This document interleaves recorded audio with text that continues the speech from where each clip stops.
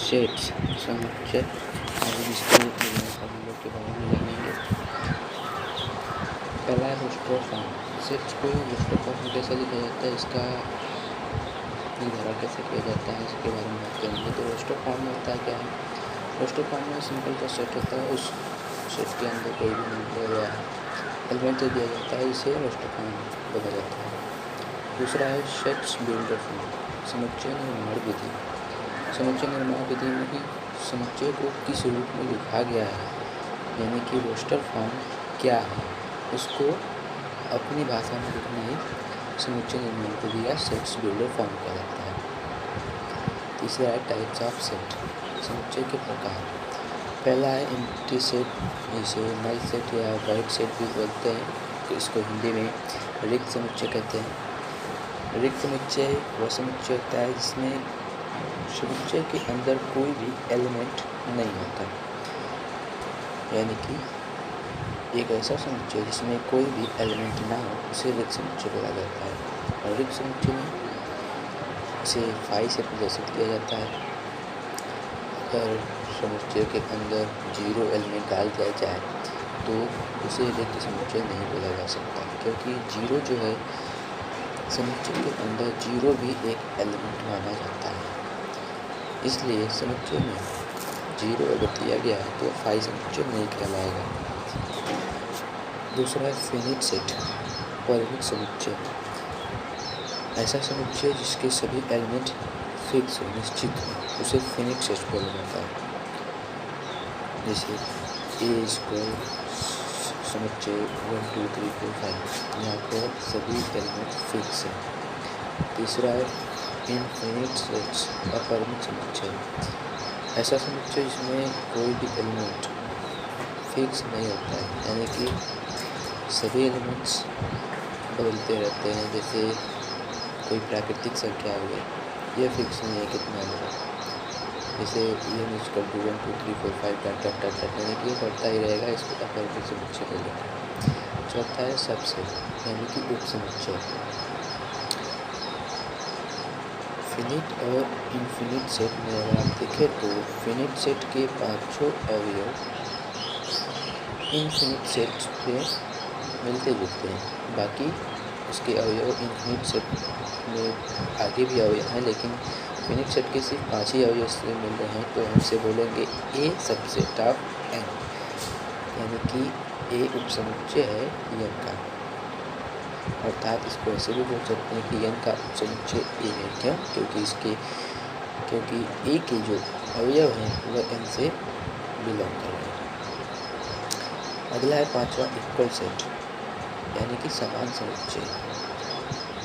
यदि कोई set equal set वह सेट होता है जिसमें कोई 2 सेट हों और उसमें से दोनों सेट के प्रत्येक एलिमेंट इक्वल।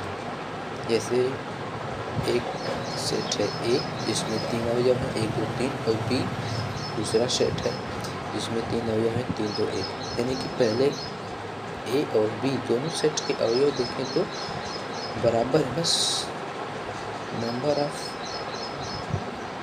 एलिमेंट्स चेंज है, बाकी उनके स्थान बस चेंज है, बाकी नंबर्स वही है। तो इसे बोल सकते हैं A and B are equal sets. आगे है कॉर्डिनल नंबर, बुनियादी मौलिक संख्या या अवयव की संख्या। जैसे एक सेट है जिसमें कुछ अवयव दिए गए हैं, तो उन अवयवों की संख्या कितनी है उसे कार्डिनल नंबर बोला जाता है। जैसे एक एलिमेंट है ए, इसमें 5 नंबर, जैसे 1 2 3 7 8 कुछ भी लग सकते हैं, कुछ भी हो सकता है इसमें। तो उसमें अवयव की संख्या पूछी जाए तो अवयव की संख्या 5 है। क्यों? क्योंकि इसमें 5 एलिमेंट्स हैं।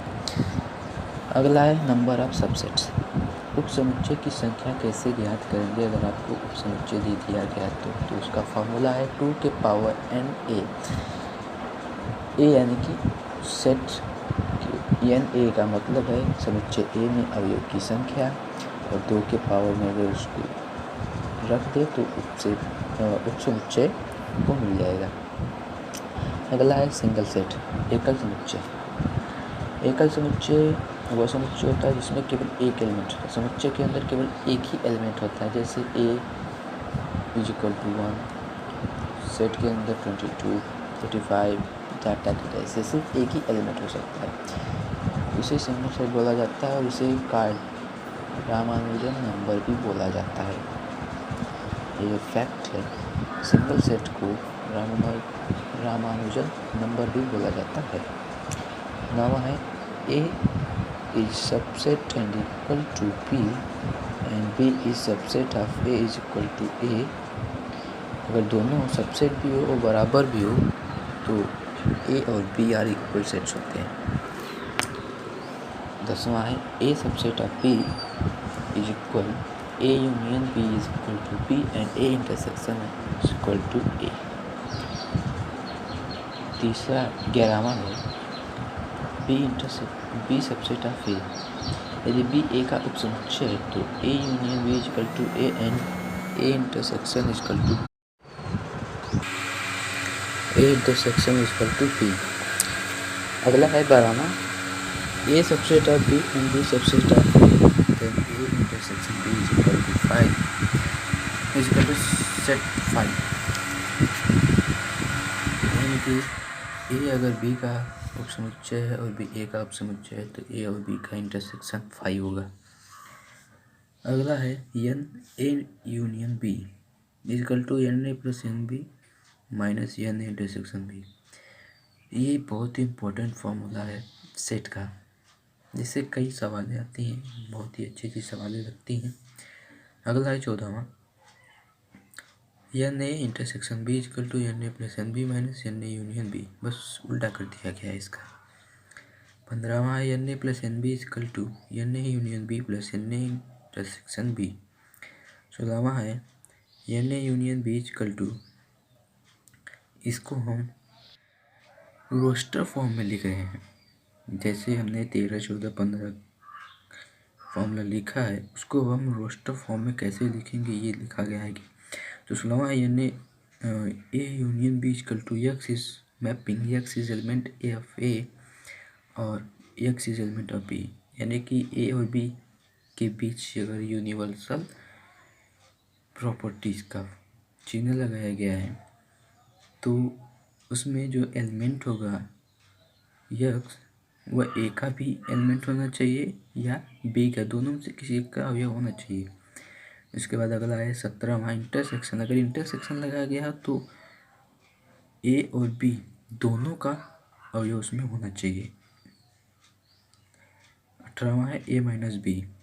A माइनस बी में क्या कह रहा है कि अगर A माइनस बी के लिए X यानी कि अवयव एलिमेंट जो है वह A से होने चाहिए लेकिन B से नहीं होने चाहिए।